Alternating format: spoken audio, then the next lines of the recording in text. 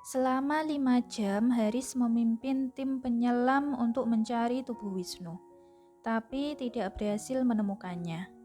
Mereka semua sangat kelelahan, terutama dirinya. Dia bisa memecahkan rekor 3 hari tidak tidur sama sekali semenjak istrinya diculik. Seluruh korban serta puing-puing kapal telah diurus oleh tentara yang dikirim oleh pemerintah ke lokasi.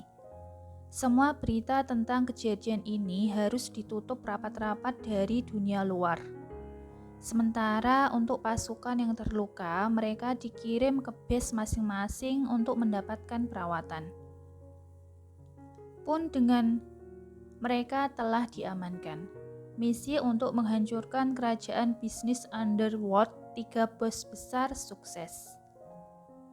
Andrea dan Sophie yang sebelumnya sempat mendapatkan perawatan darurat, kini telah dipindahkan ke rumah sakit di Surabaya.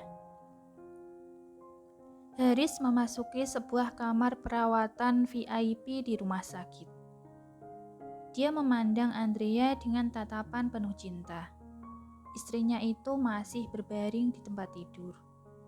Dengan lembut, Haris mengusap rambutnya, lalu membisikkan sesuatu di telinganya. "Aku sangat merindukanmu." Tapi tiba-tiba raut wajahnya berubah sedih ketika dia mengingat Wisnu yang belum ditemukan sampai sekarang. Padahal dia sudah berjanji pada istrinya untuk menemukannya. Saat ingin berdiri kembali, seorang dokter perempuan yang membuka pintu membuat Haris menoleh ke arahnya. "Ah, apakah Anda adalah suaminya?" Haris menganggukkan kepalanya. "Bisakah kita bicara sebentar?" Dokter tersebut memberinya sinyal untuk ikut dengannya ke ruangannya. "Tuan," dokter itu bertanya padanya. Pria yang tampan," pikirnya dalam hati. "Haris." "Oke, Tuan Haris. Sesuai dengan pemeriksaan yang sudah kami lakukan pada istri Anda, ia mengalami beberapa kali." Dokter itu menghentikan ucapannya sebelum menatap Haris kembali. Sungguh disayangkan. Ganteng-ganteng tapi suka main tangan. Bukan tipeku." "Iya dokter, dia memang sempat diculik 3 hari. Jadi mungkin dia mendapatkan pengalaman yang tidak mengenakan." Haris menundukkan kepalanya. Oh, dokter itu speechless mendengar penjelasan Haris. "Oke, dan berita baiknya mereka masih baik-baik saja. Tapi tetap dia harus mendapatkan perawatan selama beberapa hari dulu di sini." Haris termenung untuk sesaat. Siapa yang dimaksud dengan mereka? Melihat Haris yang kebingungan, dokter itu tertawa kecil. Kelihatannya sang suami belum tahu kalau istrinya tengah mengandung. "Tuan Haris, yang ingin saya katakan adalah selamat. Anda akan segera menjadi seorang ayah 5 bulan lagi." Hah? Ia membuka mulutnya seolah tidak percaya.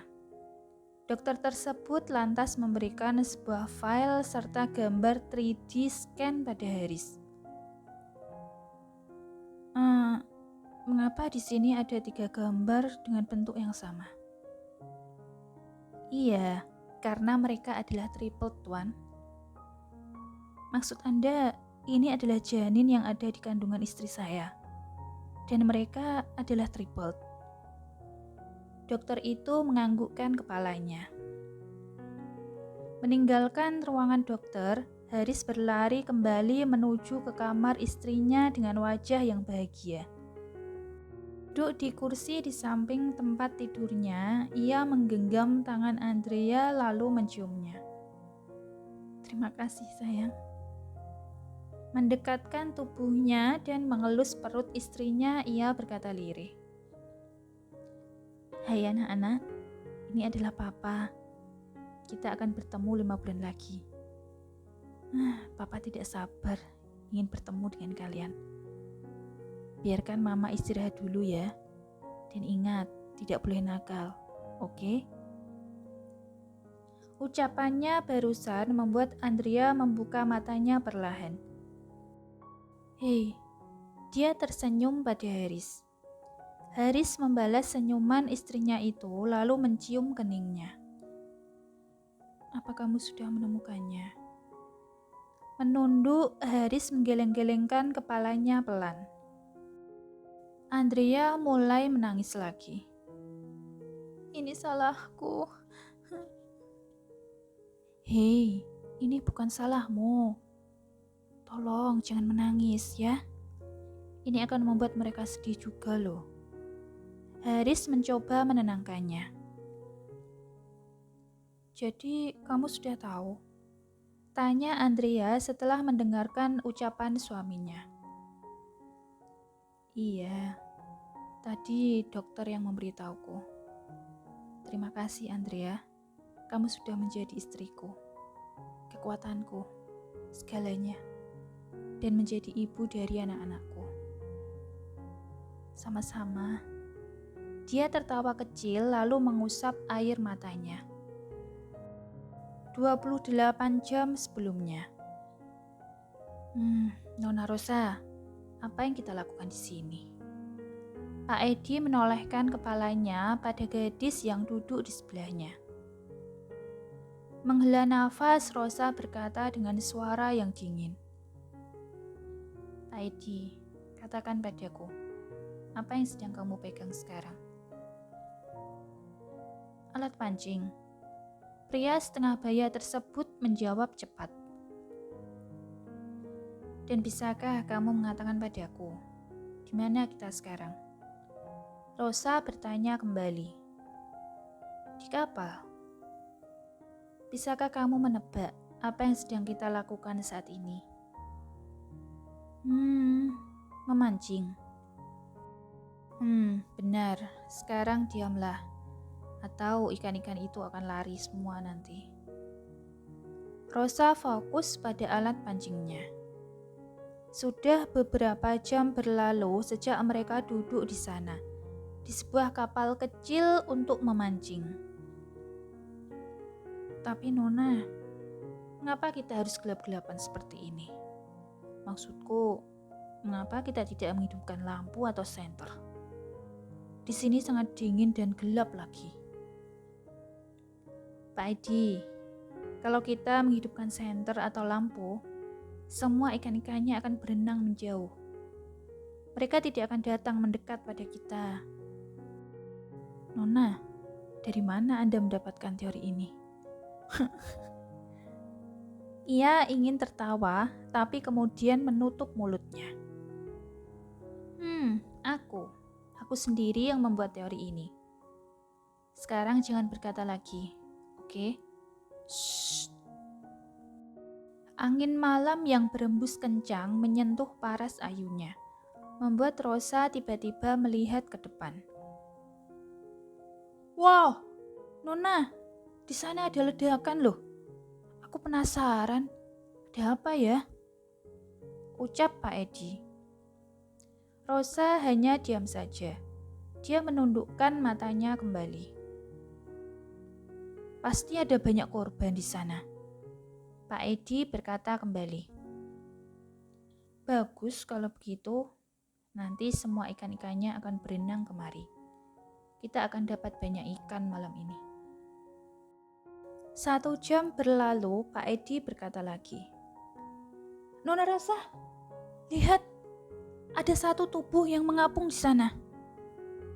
Ia menunjuk pada sebuah objek yang mengapung di permukaan tidak jauh dari kapal mereka. Sudah ribuan kali aku melihat jenazah, Pak. Rosa masih berkata dengan tenangnya. Tapi aku rasa dia masih bernafas, Nona. Pak Edi lantas menggunakan dayungnya untuk mendekatkan tubuh tersebut ke kapal.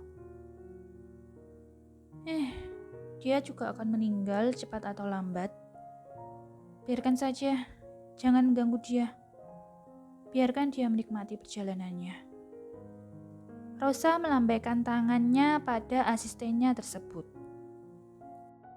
Tapi bukankah Anda ini seorang dokter, Nona? Biasanya saja orang yang sudah hampir meninggal, orang yang sekarat, Anda bisa menyelamatkannya. Mengapa yang ini tidak? Dengan sekuat tenaganya seorang diri, Pak Edi menarik Wisnu ke dek, lalu membalikkan badannya. Kalau orangnya ganteng, baru aku akan menolongnya. Ucap Rosa yang masih fokus dengan pancingnya. Oh, benarkah? Kalau begitu, Anda harus menolongnya, Nona. Hah? Dia menolehkan kepalanya.